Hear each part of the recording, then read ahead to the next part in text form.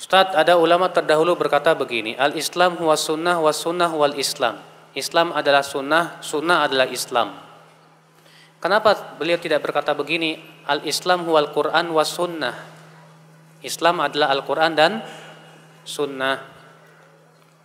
Pertama Pak, makna sunnah yang dimaksud oleh ulama ini adalah setiap yang berasal dari Rasulullah. Maka semua yang berasal dari Rasulullah itu disebut dengan apa? Sunnah. Semua ajaran Rasulullah disebut apa? Sunnah. Masuk padanya Al-Quran dan hadis. Jadi fahami perkataan ulama ini dengan uruf mereka, dengan pemahaman mereka. Iya. Apa bedanya hadis ahad sama hadis mutawatir, Ustadz?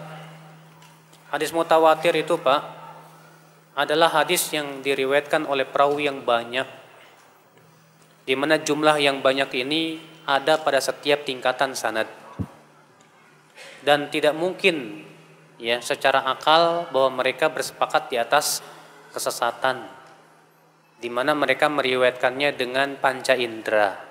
Berarti hadis mutawatir apabila memenuhi 4 syarat. Syarat yang pertama diriwayatkan oleh jumlah yang banyak. Syarat yang kedua, jumlah banyak ini ada pada setiap tingkatan sanad. Syarat yang ketiga, tidak mungkin mereka bersepakat di atas kesesatan. Syarat yang keempat, mereka meriwayatkan dengan panca indera seperti melihat, mendengar, memegang. Adapun kalau syarat ini tidak terpenuhi, maka disebut hadis ahad. Ya, itu beda hadis ahad dengan hadis mutawatir. Dan pemilahan atau pembedaan hadis mutawatir dan hadis ahad ini itu munculnya di belakangan, Pak. Di zaman sahabat belum dibedakan. Di zaman tabi'in belum ada pembedaan seperti itu. Itu setelah munculnya ilmu kalam. Karena ilmu hadis ini termasuk ilmu yang dimasuki oleh ilmu kalam. Ya. Apakah qiyas berlaku dalam masalah akidah? Tidak berlaku. Qiyas tidak mungkin ada dalam akidah. Qiyas tidak mungkin ada dalam akidah. Ya, tidak mungkin. Kenapa? Karena akidah itu keyakinan tentang sesuatu yang gaib, dan sesuatu yang gaib tidak bisa dianalogikan. Ya enggak? Yang namanya qiyas itu apabila memenuhi empat rukun. Rukun pertama ada pokok. Rukun yang kedua ada cabang. Rukun yang ketiga ada ilat. Kemudian ada hukum. Contoh misalnya, kita mau mengkiaskan beras. Beras ini masuknya kemana? Berarti ini cabang nih. Oh, ternyata kita hukum pokok, dan pokok itu harus ditetapkan oleh dalil. Dalam dalil ada gandum. Berarti ilatnya apa? Ilatnya sama-sama makanan pokok. Hukumnya apa? Berarti wajib dikeluarkan zakat fitr. Nah, ini namanya kias. Mengkiaskan beras dengan gandum dalam hukum karena sama ilatnya. Sedangkan akidah keyakinan meyakini adanya surga, neraka, malaikat, sesuatu yang gaib.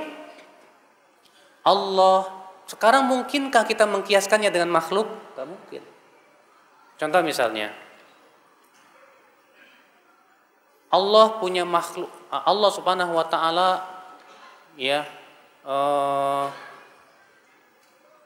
dia mengatakan Allah Subhanahu wa taala mempunyai tangan sebagaimana bentuk tangannya manusia. Nah, kok bisa begitu? Ya dikiaskan? Enggak bisa. Allah berfirman, "Laisa kamitslihi syai'." Allah tidak serupa dengan apapun juga. Maka tidak mungkin sama antara tangan Allah dengan tangan makhluk. Tak bisa dikiaskan. Contoh lagi misalnya, di surga ada buah pisang enggak, Pak? Kira-kira antum bisa menggambarkan buah pisang di surga? Hah? Oh, ya saya kiaskan aja dengan buah pisang di dunia. Ada warnanya gini ya, bentuknya begini. Loh, dari mana Anda tahu? Bukankah Al-Quran mengatakan wa utubi mutasyabihat? Mereka diberikan oleh Allah sesuatu yang menyerupai. Kata Ibnu Abbas, serupa nama tapi bentuknya tidak serupa. Artinya sama-sama pisang tapi bentuknya beda, rasanya beda.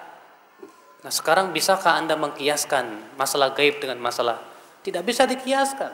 Makanya masalah akidah tidak berlaku padanya apa? Kias. Akidah tidak bisa dikiaskan. Iya. Tidak dipungkir lagi bahwa setelah wafatnya para imam, banyak para ulama setelahnya yang menisbatkan diri kepada madhab yang ada. Betul. Ya. Imam Ibnu Hajar Asy-Syafi'i, Imam Nawawi Asy-Syafi'i, Imam At-Tahawi Al-Hanafi, Imam Ibnu Qudamah Al-Hambali, ya. Imam Ibnu Abdul Bar Al-Maliki. Lah, berarti mereka fanatik madhab dong? Tidak. Kenapa mereka dinisbatkan kepada madhab? Dengarkan penjelasan Ibnu Qayyim dalam kitab Ilamul Muwaqqi'in. Mereka dinisbatkan kepada madhab karena pokok-pokok fikihnya lebih condong kepada salah satu madhab. Bukan berarti mereka mengikatkan diri dalam satu madhab tidak keluar. Tidak. Makanya kata Imam Ibnu Qayyim, orang yang tidak memahami pokok-pokok madhab tidak boleh dinisbatkan kepada madhab siapapun juga. Maka orang awam tidak boleh dinisbatkan kepada madhab manapun juga. Sebab yang boleh dinisbatkan kepada madhab itu yang sudah menguasai pokok-pokok madhab. Nah, sekarang di Indonesia banyak, ada nggak paham nggak pokok-pokok madhab Syafi'i? Nggak paham. Bahkan terkadang mengklaim sesuatu ya dari madhab Syafi'i, padahal bukan madhab Syafi'i. Makanya di Indonesia ini Pak, terkadang kita mendapatkan sesuatu yang aneh. Anehnya kenapa?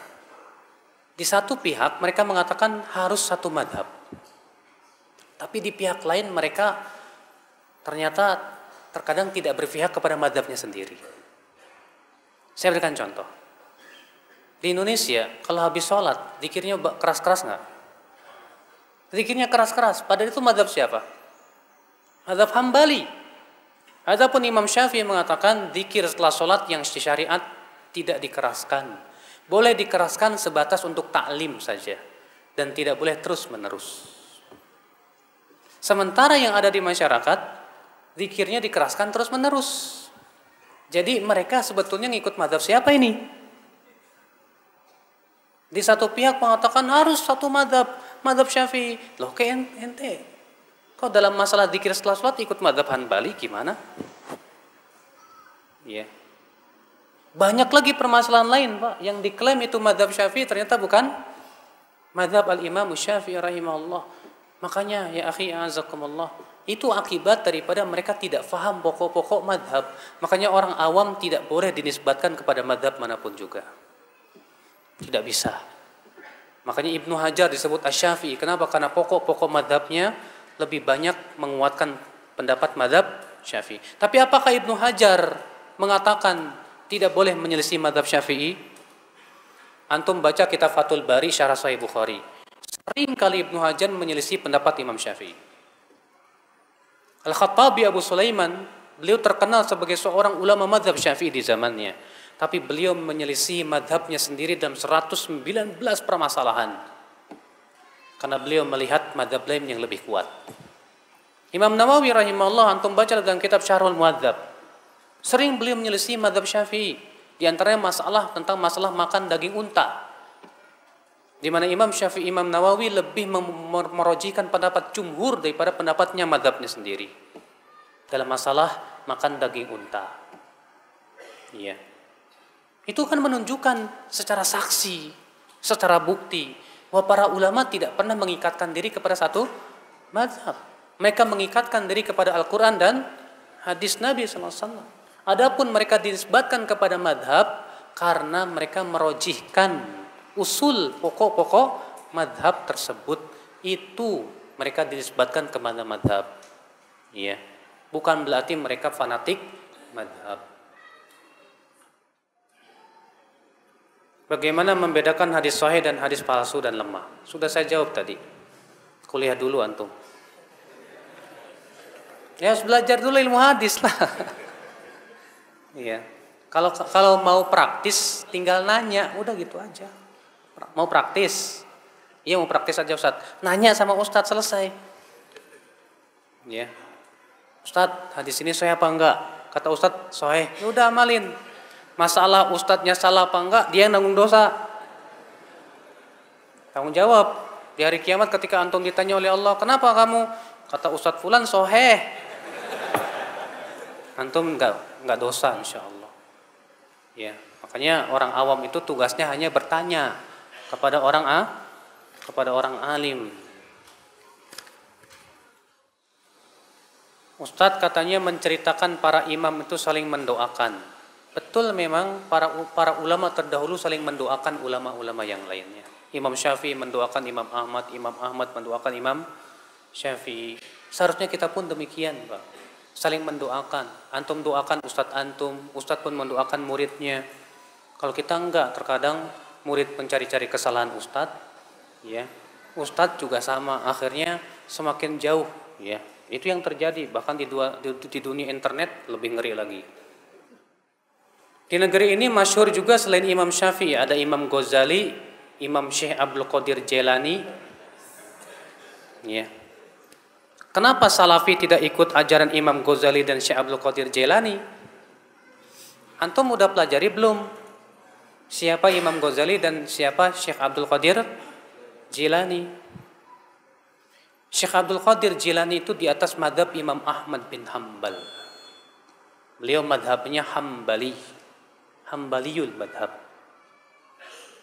Dalam masalah akidah beliau ditanya, sebagaimana disebutkan oleh Imam Adz-Dzahabi dalam kitab Syiar A'lamin Nubala.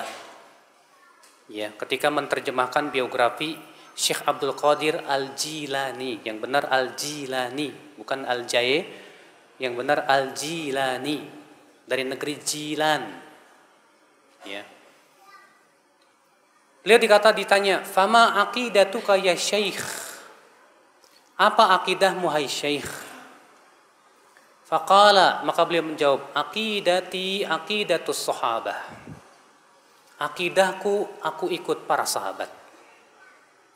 Kalau gitu antum ikut si para sahabat, jangan hanya sebatas Syekh Abdul Qadir Jilani. Saya punya bukunya yang ditulis oleh siapa, Imam Abdul Qadir Al-Jilani, judulnya Al-Gunyah.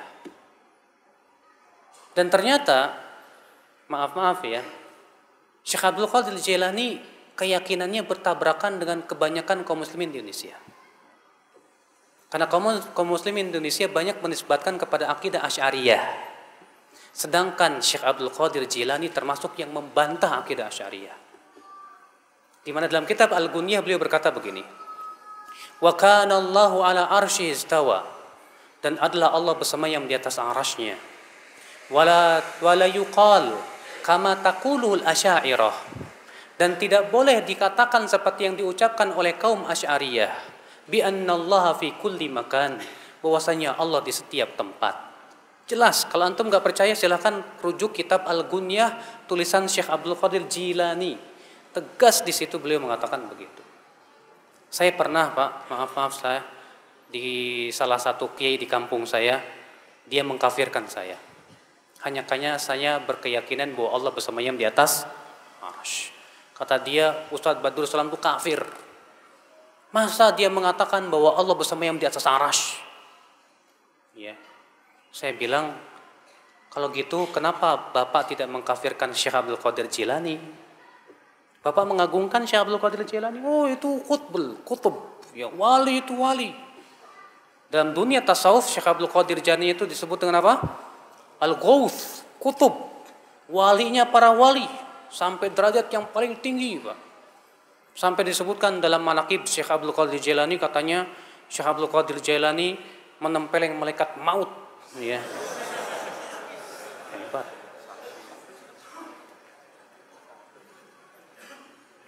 Kita katakan, taib, Anda menghormati Syekh Abdul Qadir Jailani? Syekh Abdul Qadir Jailani mengatakan Allah bersemayam di atas arsy. Kenapa Anda tidak kafirkan sekalian? Inilah ya akhi, memang kita harus membuka pemahaman kepada masyarakat siapa hakikatnya Syekh Abdul Qadir Jilani.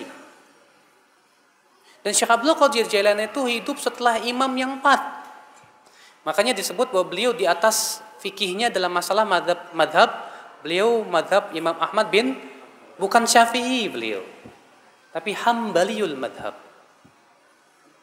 Ya. Imam Ghazali di akhir hayatnya beliau sibuk dengan membaca Sahih Bukhari. Dan ketika beliau wafat, beliau mengatakan, aku wafat di atas ini. Beliau meninggal dalam keadaan mempelajari Sahih Bukhari. Karena beliau sebelumnya hidupnya habis dengan mempelajari ilmu filsafat. Habis hidupnya untuk membantah ilmu filsafat sampai beliau sendiri bingung. Akhirnya beliau kembali kepada Sahih Bukhari. Beliau pelajari. Namun sayang, sebelum beliau selesai mempelajari Sahih Bukhari, beliau meninggal dunia. Bahkan Imam Ghazali sendiri mengakui bahwa pengetahuan beliau terhadap hadis lemah. Beliau berkata, bidha'ati fil hadis muzjah. Pengetahuan saya terhadap ilmu hadis lemah, kata beliau. Tapi kitab usul fikihnya Imam Ghazali menjadi rujukan para ulama setelahnya. Karena memang beliau cerdas sekali. Iya. Nah, sekarang Pak, Imam Ghazali manusia tidak? Imam Syekh Abdul Qadir Jilani manusia tidak? Taib, mereka manusia. Mana yang lebih berhak diikuti, Rasulullah atau mereka? Rasulullah. Siapa yang lebih agung, Imam Syafi'i atau mereka? Imam Syafi'i. Imam Syafi'i lebih agung. Imam Ahmad, Imam Malik. Bukan berarti kita ingin merecehkan mereka, tidak.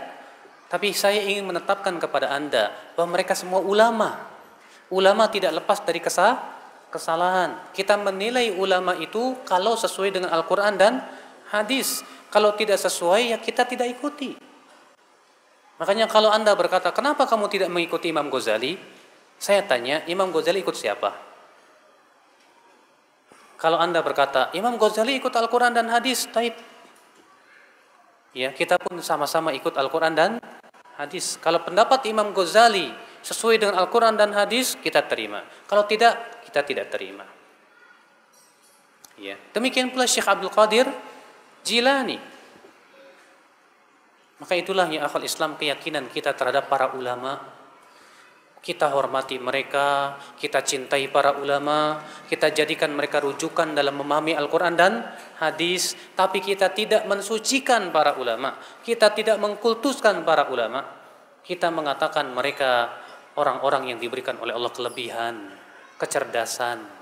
Namun kalau mereka berselisih pendapat, kita lihat mana yang paling kuat dalilnya. Kesalahan kaum muslimin Pak, ketika terjadi perselisihan ulama, berdalil dengan pendapat ulama. Padahal kata para ulama, pendapat ulama bukan dalil untuk ulama lain. Seharusnya kalau terjadi perselisihan ulama, dalil kita Al-Quran dan hadis. Itu yang kita pakai. Ikhwatul Islam, azakumullah. Ya. Terkadang terjadi perbedaan pendapat antara Imam Syafi'i dengan madhab yang lain. Bagaimana menyikapinya? Sudah saya sebutkan tadi Pak. Ketahuilah bahwa perselisihan para ulama dari sisi toleransi atau tidaknya ada dua keadaan. Keadaan yang pertama, perselisihan yang bersifat, yang sifatnya apa? Yang harus kita toleransi padanya. Kita hormati mereka. Kapan? Apabila dua-dua pendapat sama-sama berhujah dengan dalil yang sahih dan tata cara pemahamannya sesuai dengan kaidah-kaidah syariat. Maka pada waktu itu kita saling menghormati, tidak boleh saling memaksakan pendapat kita.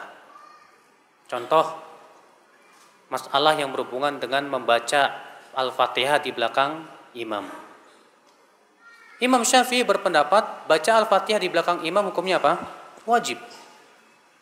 Abu Hanifah mengatakan tidak boleh baca sama sekali di belakang imam. Imam Ahmad mengatakan kalau keras diam, kalau tidak keras baca. Masing-masing punya dalil, punya. Imam Syafi'i berdalil dengan keumuman hadis, la salata liman lam yaqra' bi Fatihatil kitab. Tidak sah salat bagi orang yang tidak membaca Al-Fatihah.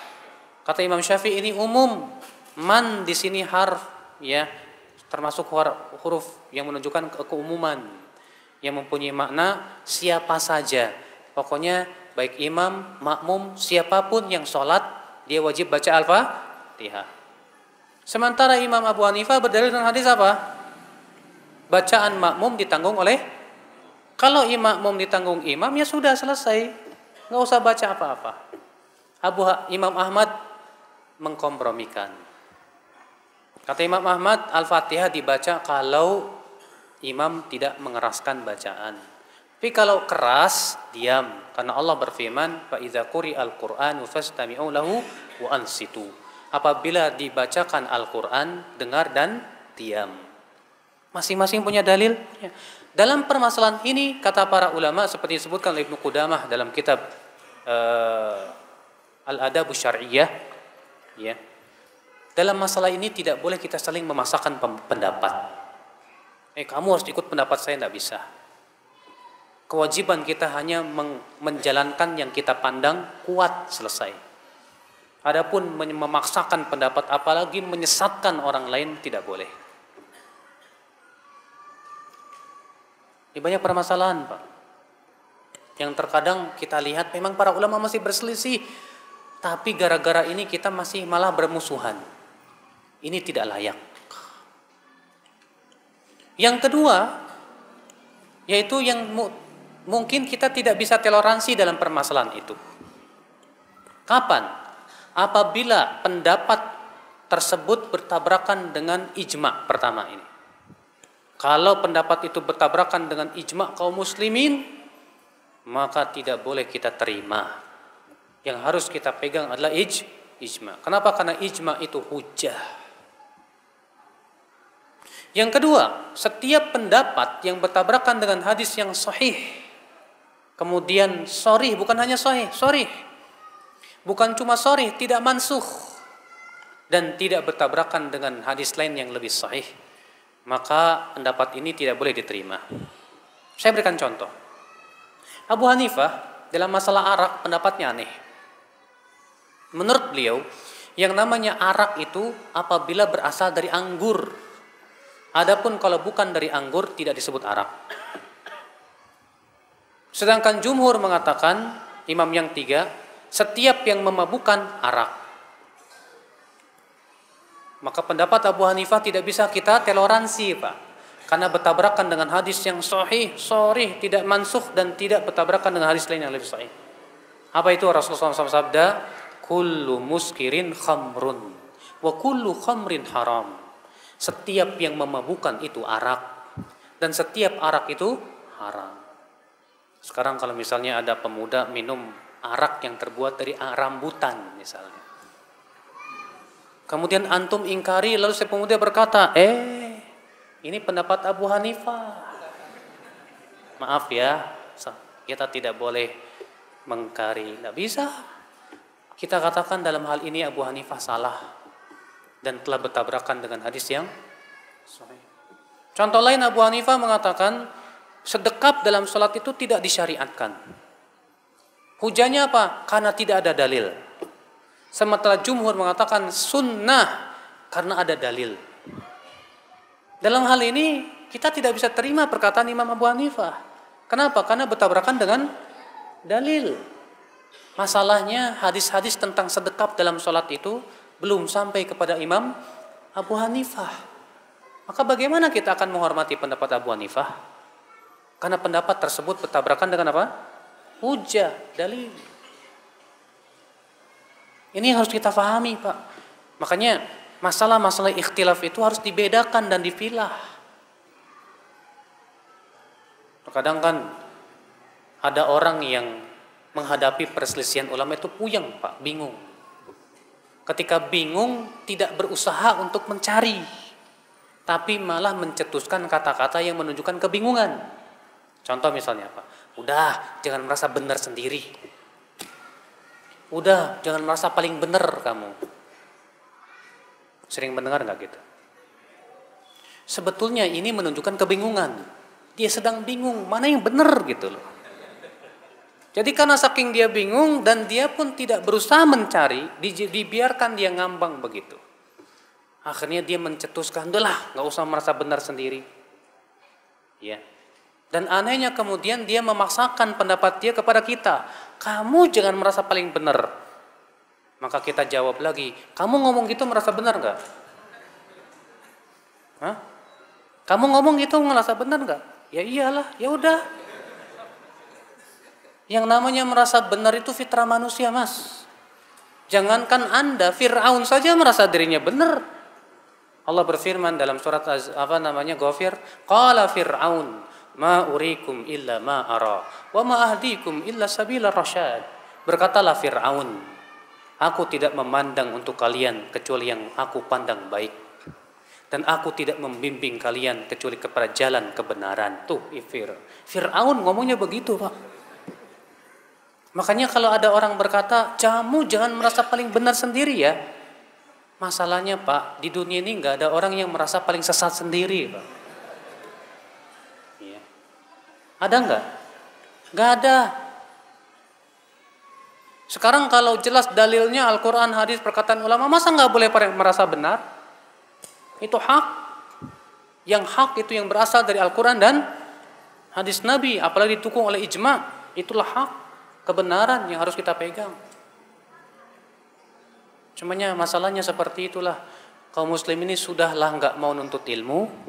Ketika dihadapkan sesuatu yang sifatnya perbedaan, mereka tidak berusaha untuk mencari, tapi dibiarkannya ngambang seperti itu, lalu kemudian mencetuskan ide-ide yang bingung juga. Akibatnya seperti itu jadinya, Pak. Allah musta'an walitiklan. Iya. Masalah kunut subuh, memang terjadi perselisihan para ulama antara Imam Syafi'i dengan jumhur. Imam Syafi'i mengatakan hadis tentang kunut subuh sahih, yaitu hadis lam yazal Rasulullah SAW yaqnutu fil fajr hatta yafaraqad dunya. Rasulullah senantiasa kunut subuh sampai meninggal dunia.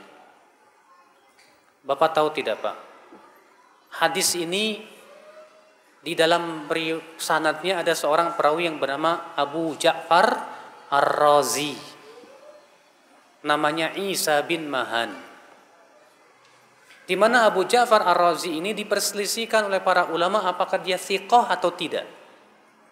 Yang mensiqahkan dia siapa? Yahya bin Ma'in. Ali ibn Madini, gurunya Imam Bukhari. Iya. Termasuk Imam Syafi'i mensiqahkan.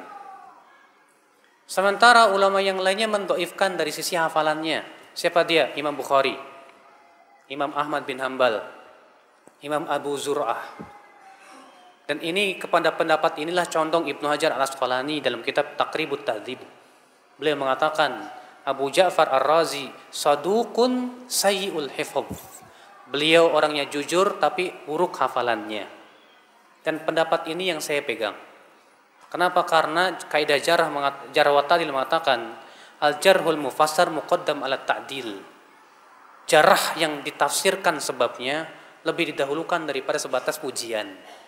Berarti ada ulama yang memuji, ada yang mencela. Sedangkan celaan yang kalau disebutkan penjelasannya, perinciannya, kenapa sebabnya, lebih didahulukan. Namun yang seperti ini ya menyebabkan Imam Syafi'i berpendapat sunnah. Karena beliau memandang Abu Ja'far Ar-Razi itu thiqah, bisa diterima. Makanya menurut saya, dan ini pendapat juga jumhur dari jumhur, bahwa dalam masalah ini kita tidak bisa saling memasakkan pendapat juga. Kita hanya sebatas menjelaskan ini yang rajih. Ini apa? Yang rajih. Walaupun memang ada pendapat Abu Hanifah yang mengatakan itu bid'ah. Tapi memang ini bid'ah yang masih diperselisihkan. Iya. Sementara Ibnu Qayyim mengatakan kebanyakan jumhur ahli hadis mengatakan bahwa itu sebatas tidak disyariatkan saja, tidak sampai kepada bid'ah. Wallahu a'lam dalam masalah ini. Yang jelas jangan gara-gara kunut subuh kita jadi ribut. Ya. Jangan sama sekali ya akhul Islam azakumullah. Kalau bukan karena Imam Syafi'i, maka saya tidak bisa memahami hadis. Seperti yang Ustadz kemukakan di awal, ini perkataan Imam Ahmad ya. Apakah ucapan ini boleh? Boleh. Kata lau memang disebutkan dalam hadis, jauhi oleh kamu kata-kata kalau, lau, karena kalau itu membuka pintu setan. Kata Syekh Utsaimin, kata lau, kalau itu ada beberapa hukum. Hukum yang pertama tidak boleh. Kapan? Kalau dalam rangka menyesali takdir Allah. Kalau saja saya tidak melakukan itu, tidak mungkin terjadi seperti ini. Akhirnya kita menyesali takdir, ini tidak boleh, haram dengan ijma para ulama. Tapi kalau lau di sini artinya untuk pengabaran, maka ini boleh dengan ijma para ulama juga. Sebatas mengatakan kalau bukan karena Imam Syafi'i, ya, aku tidak bisa memahami pengabaran saja. Bahwa aku memahami hadis ini karena belajar dari Imam Syafi'i. Dan antum tahu Imam Ahmad yang mengatakan ini Imam Ahmad, bukan saya. Anda berani mengkritik Imam Ahmad? Akidah tauhid dan keyakinan beliau yang sangat kuat sekali, dan anehnya tidak ada ulama yang menyalahkan pendapat Imam Ahmad ketika mengatakan laula Syafi'i lama fahimtu fiqhal hadis. Ustaz, mohon tunjukkan dalil bahwa imam yang dibaiat harus punya kekuasaan di wilayah. Karena itu yang dilakukan oleh para sahabat, para tabi'in dan para tabi'ut tabi'in. Karena mereka menerapkan baiat pada imam kelompok, sering berhujah bahwa dahulu Nabi Muhammad juga tidak punya wilayah. Memang Rasulullah pernah dibaiat di Baiatul Aqobah. Di Baiatul mana? Aqobah. Tapi di saat itu kaum muslimin hanya di situ saja. Paham tidak? Karena waktu itu kaum muslimin tidak punya negeri, kaum muslimin juga semuanya di dunia itu kafir semuanya. Kalau keadaannya seperti Nabi Muhammad boleh. Karena di saat itu kaum muslimin hanya di situ saja, selainnya kafir. Maka kalau Anda, kata Syekh Ali Hasan Al-Halabi, kalau Anda berhujah dengan perbuatan Rasulullah seperti itu, sama saja Anda mengatakan seluruh alam ini kafir kecuali Anda. Iya, karena keadaan Rasulullah pada waktu itu apa? Di saat itu seluruh manusia kafir kecuali Rasulullah dan para sahabatnya. Maka kalau seperti itu keadaannya boleh baiat.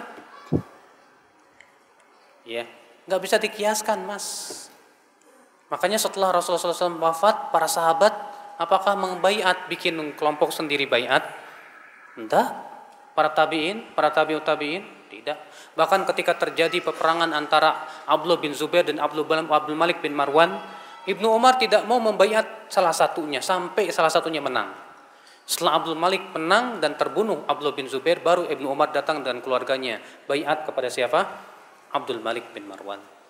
Tidak ada Ibnu Umar, waduh kita nggak ada baiat nih, ayo kita bikin sendiri. Tidak ada, Pak. Bahkan di zaman tabi'in ada pernah terjadi seperti itu. Ya, waktu itu di sebuah rumah di dalam rumah tabi'in, saya lupa nama tabi'in ini. Ada 30 orang. Kemudian pemimpinnya membuat sebuah kesepakatan. Al-Quran kitab kami, Muhammad nabi kami. Siapa yang bersama kami, maka kami berikan loyalitas kepada dia. Siapa yang tidak bersama kami, maka kami tidak memberikan loyalitas kepada dia. Kemudian disuruh masing-masing menetapkan. Sampai kepada Abdullah bin Syikhir. Ketika sampai di sini beliau tidak mau. Ketika ditanya, kenapa kamu? Kata dia, aku tidak mau membatalkan perjanjian Allah kepada kita. Berhujah dengan dalil akan adanya ya khalifah, tidak perlu bikin lagi yang ada. Maka dari itulah ya akhwal Islam azakumullah, ini pemahaman salafus saleh. Makanya Ibnu Taimiyah rahimahullah dalam kitab Minhajus Sunnah ketika menyebutkan tentang hakikat siapa yang berhak untuk apa? Dibaiat, beliau menyebutkan dia harus punya wilayah kekuasaan, dia harus punya apa? Kemampuan untuk menjalankan siasah syariah. Imam Ahmad bin Hanbal pernah ditanya juga tentang hadis tersebut. Sebagaimana Al-Muhanna meriwayatkan bahwa Imam Ahmad ditanya tentang hadis.